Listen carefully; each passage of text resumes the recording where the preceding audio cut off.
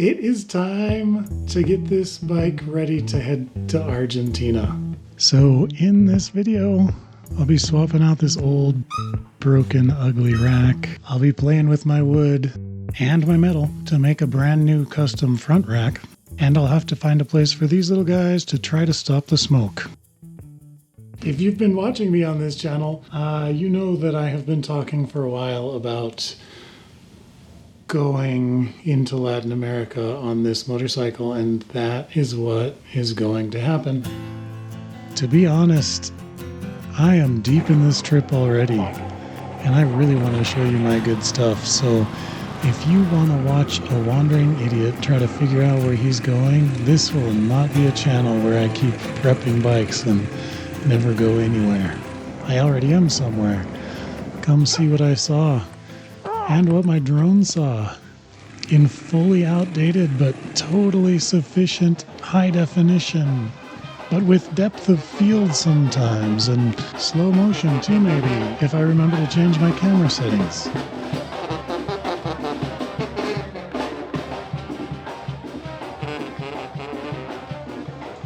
Really though, hit the subscribe button. It'll help me please our computer overlords, and leave me a comment. I always love to hear what you think. And I'm sure this comes as a big surprise, but I don't actually have enough money to do this trip. So if you end up liking what you see here and you think you'd like to be a supporter, check the description below. There's going to be a bunch of options to help me out and keep me on the road, including Patreon and channel memberships here on YouTube, where you can get some extra goodness from me and we can start to build a little community around this channel. And so this is the beginning of my do-it-yourself round-the-world bike preparation video, or videos. It's probably going to be more than one video. I hope it goes well. It's time to fix this thing. The bolt sheared when I was on that trip through New Mexico, and I have a new one. The problem is that the bolt is sheared off in here, and so I'm going to have to try to figure out how to get the threads out of the nut in there. I have always hated this rack, and so I was pretty happy to get rid of it. It was the very first thing I bought after I had a good run on my last poker trip to Texas. I don't know. It seems pretty deep. Oh my god. Seriously? Hopefully it'll work well too. That last one only had 3 points of contact with bolts. This one's got 5, so it shouldn't pivot on the sides like that last one did. And hopefully that bolt on the top won't just break right off. Oh. Well, hey. Half of it. Hey! Yes, I do know that easy outs exist. Ah, there we go. Cool. I'm gonna have to trim. This bracket here, just a corner of that off, so it doesn't hit that anymore. So after I get the corner cut off this bracket, it pretty much just becomes putting the bolts in the holes and tightening them down, you know, if I can hold on to the hardware for long enough to do it. Some of it does require you to grab your hammer for a little while and pound on things. Screwdrivers make nice hammers. Ooh, hammers make nice hammers too.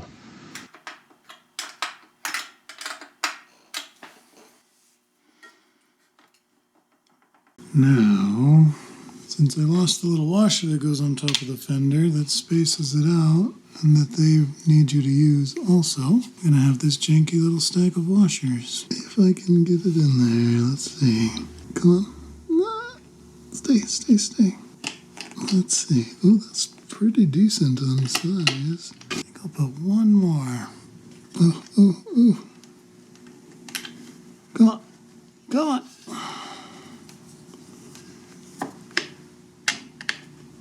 Oh, man, this is janky. So janky. All right. Hey. Think that's enough? Yes.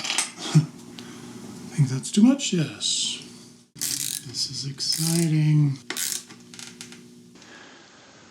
Good, that's all tightened up and glued together. You just have to get the turn signals back in, and they hit the exhaust pipe. And they're ugly, so let's put on the tiny little LED ones that came with the bike when I bought it that nobody ever installed. What do you think? I like it.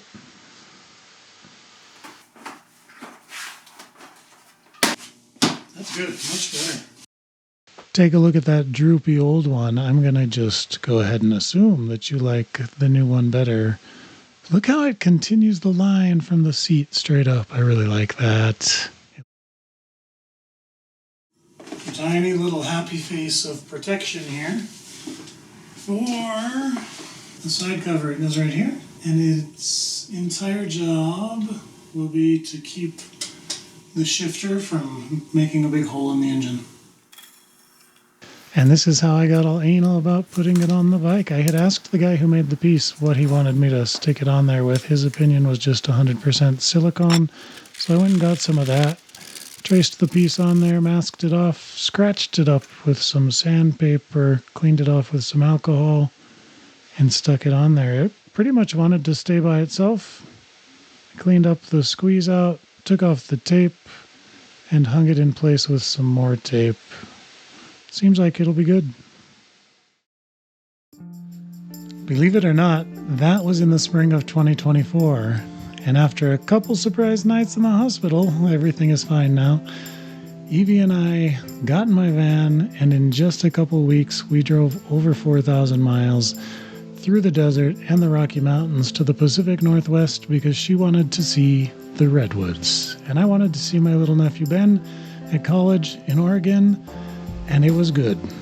Too short, but very good.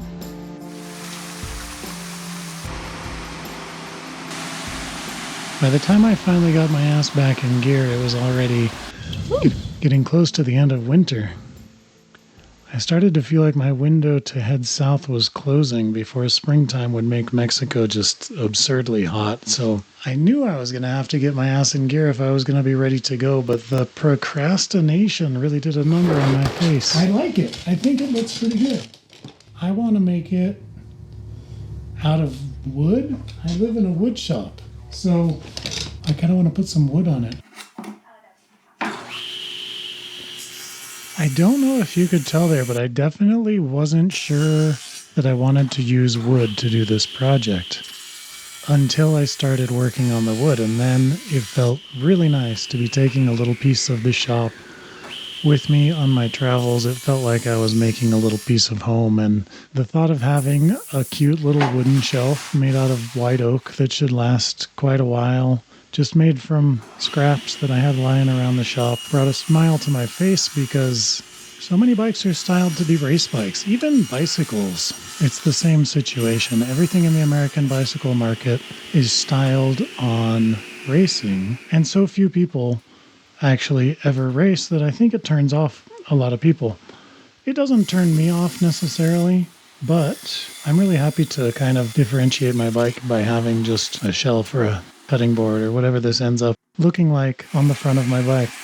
Don't get me wrong, I like to go fast sometimes, but it's not about ultimate speed, it's just about the sensation of speed. I don't need to be the fastest person out there. I mean, what I'm looking for on this trip is just traveling around, seeing pretty things, meeting interesting people, and challenging myself. Just like trying to bend this piece of aluminum. I have no idea what I'm doing here. I've never tried to do this before in my life, but I'm pretty sure I can figure it out. I can bang on it with a hammer until it bends how I want it to, probably. And kind of in that same way, on a motorcycle, I like trying routes that I'm not sure I should be trying, and I like trying to get over things that I don't know if I can get over, but this bike is about travel. It's about seeing the world. It's about meeting the people. It's not, definitely not, about trying to finish first. And as far as the aluminum goes, it seems like I have finally found the answer, kind of. A bench vise to the rescue. It doesn't fit in every angle. And I tried this, which clearly does not work. But the crescent wrench works a little bit, and banging it on the side of the workbench itself works to finish off this one bend. And then I find the real answer.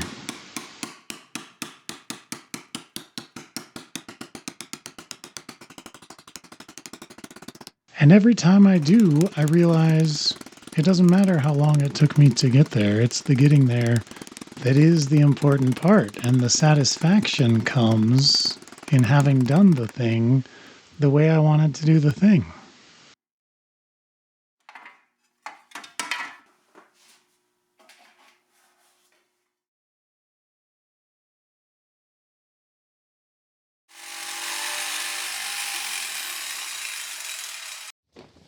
Well, that did not work. It was going really well until I cut this hole in the side of it, and then it just, I think, got too weak. That hole has to be there because this part of the tank interferes with it, and I wasn't willing to give up any steering lock, obviously, so I just don't have any faith in this method with the flat aluminum. I think I'm going to buy a rack instead.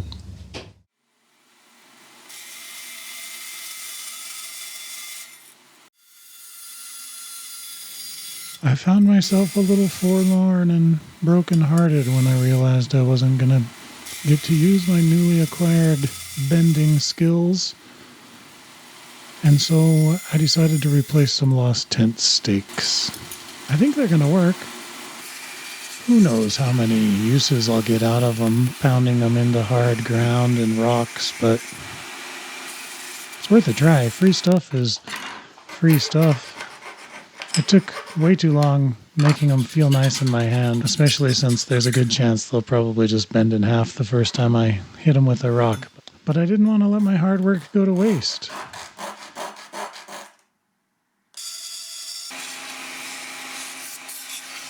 And then there's the bigger pieces.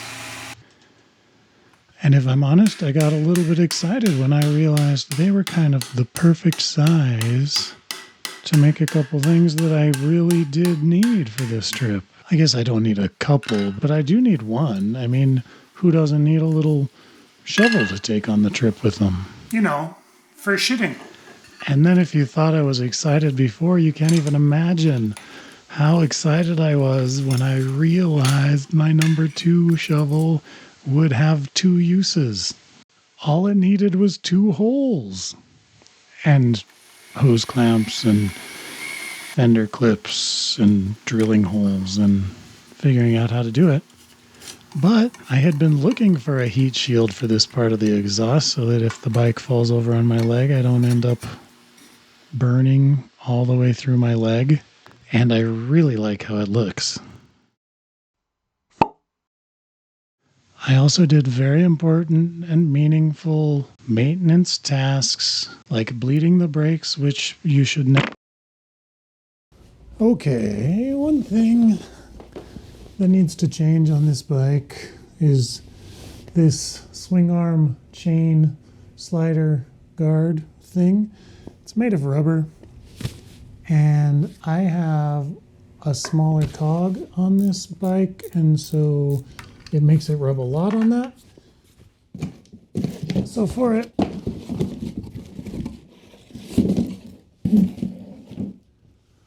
I ordered a piece of plastic, and I'm going to try to recreate this little rubber slider with this hard piece of plastic. I think it'll be better. More specifically, that plastic bar is ultra high molecular weight polyethylene, or UHMWP. It has to be polyethylene, I think, so that it will bend when you heat it up. But otherwise, what I did was pretty straightforward. Just take the old one off, trace out the shape. I tried to make it a little stronger where it screws into the swing arm because I didn't have a lot of faith that those wouldn't break off. And then see how it fits. That's not bad. That is not bad at all. Cool. This thing has that little hole in it, so I've got to put one on there. The key points are to drill this little hole and to get the holes where the screws go into the swing arm right. If you get those things right, I think it's probably going to work just fine. And this stuff is really dense and really slippery, so it should last a lot longer than the rubber that came on the bike. The drawback, I think, in fact I know because I've ridden on it already, is that it's a lot noisier. It's not unbearably noisier, but it is noisy.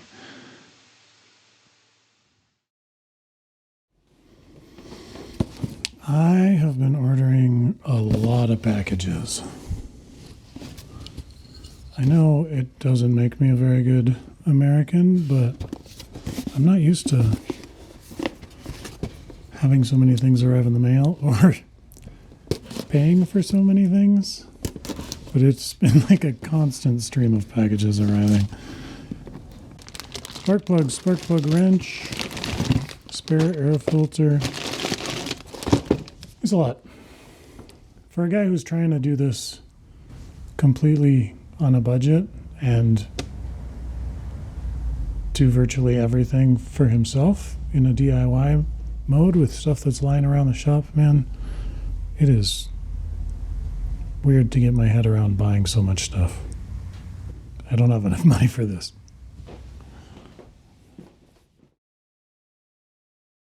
One of the things that came in the mail is a new rack. It came from a guy who makes things like this, who has a very basic website, and it will not fit.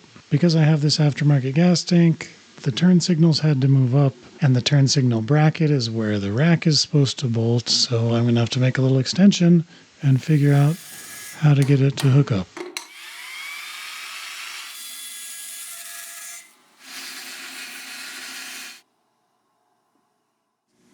This is one of those exciting times when I get to use a tool that I hardly ever use, which means I don't really know how to use it.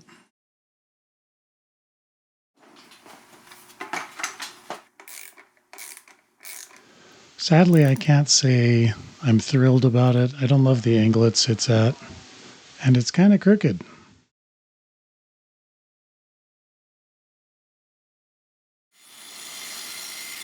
I know you didn't think I had changed my mind about the wood. It's been sitting there waiting to get used, waiting for the new rack to arrive, and it is finally its day. Just cut it to shape and put it up there to take a look at it. It looks good, right?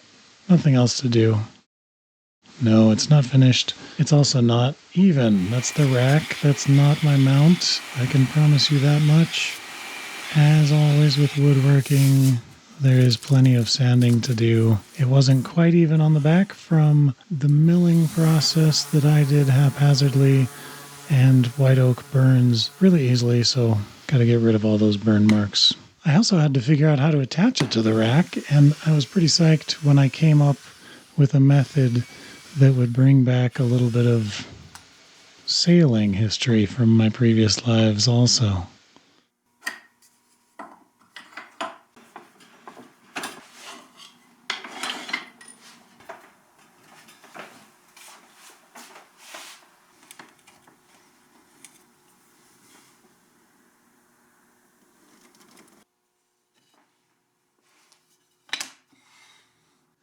And then after a little bit more sanding and a trip around the router table to get a little chamfer on the edges, they really started coming together. After that, I just needed to spill a little bit of oil on them, give them a couple days to cure, and then give them the sailor treatment, and we can call them done. I really like how this turned out. I think it is cute as hell. It really brings back some memories from sailing across the Atlantic on a tall ship, and it's just something I've never seen on a motorcycle before.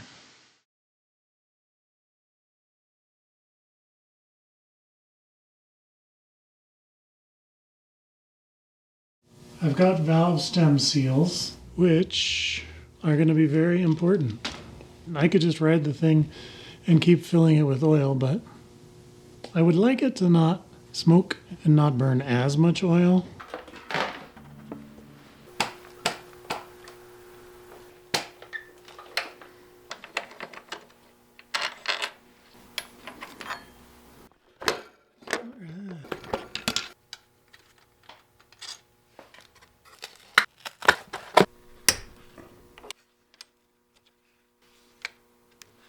Okay, try number 2. Oh, I got it. Cool. I have heard that these like to shear really easily. It looks like I made it through without doing it. Here we go. I think I have done it. Look at that. Let's see if I can get this maneuver right. It's over that. Back. No, it's not bad at all with the car though. No, it's not bad at all. Cool. I hope I get it back together well. So I am going to be doing this job from the top here. And what I have to do is take out the spark plug and shove a bunch of rope in the cylinder. This thing is nice and black. I think I've got as much as I can get in there. Ooh, this is the nerve-wracking part. So you give it a good whack. Ow, you pinch the hell out of your finger. And because you half-assed it, you only get one of them out.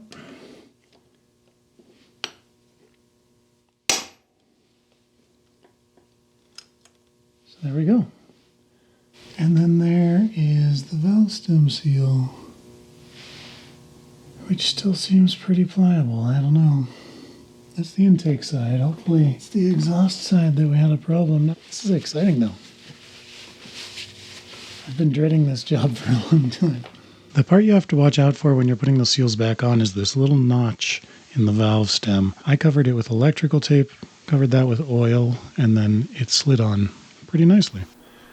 And then make sure that it seats. There we go. 3 more to do. But first you got to grab your hammer again and start banging on your engine. It's a little off-putting, and so I was a little trepidatious. Then I got a little more courageous. It still didn't work. And so I grabbed a bigger hammer, and it still didn't work. Well, shit.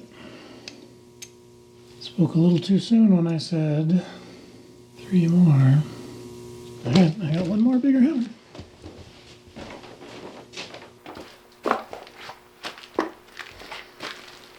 It is at least satisfying when it does finally work. Aha!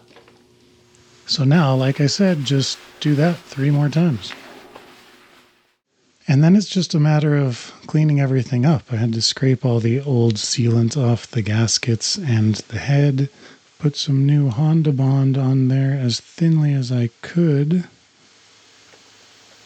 And then begins the struggle. This is the real struggle of getting the valve cover back on the bike. And at this point, it's very late at night or early in the morning, depending on how you look at things. It really doesn't want to go in there. And I really have no advice. I just jiggled it around until I got lucky. I have no idea what I did differently there.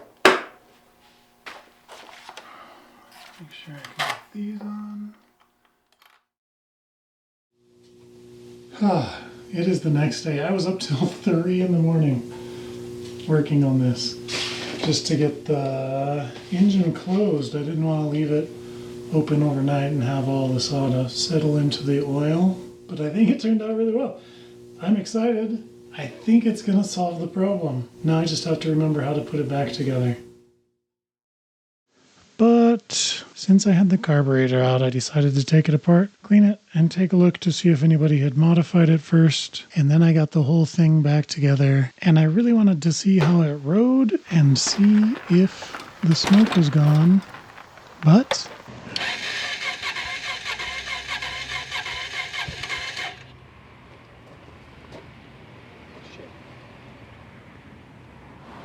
I'm leaking gas from everywhere. Come have a look. If I turn it on, that guy leaks, maybe that guy leaks too. It's bad. Well, I don't know that I'm going to ride it, but maybe some gas has gone into the float.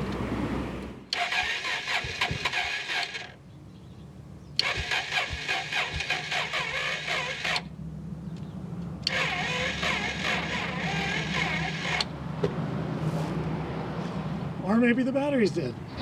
Well, I guess I'll charge the battery and replace the fuel lines. Damn. So that's going to be all we get out of this video. Sorry to leave you on a little bit of a downer.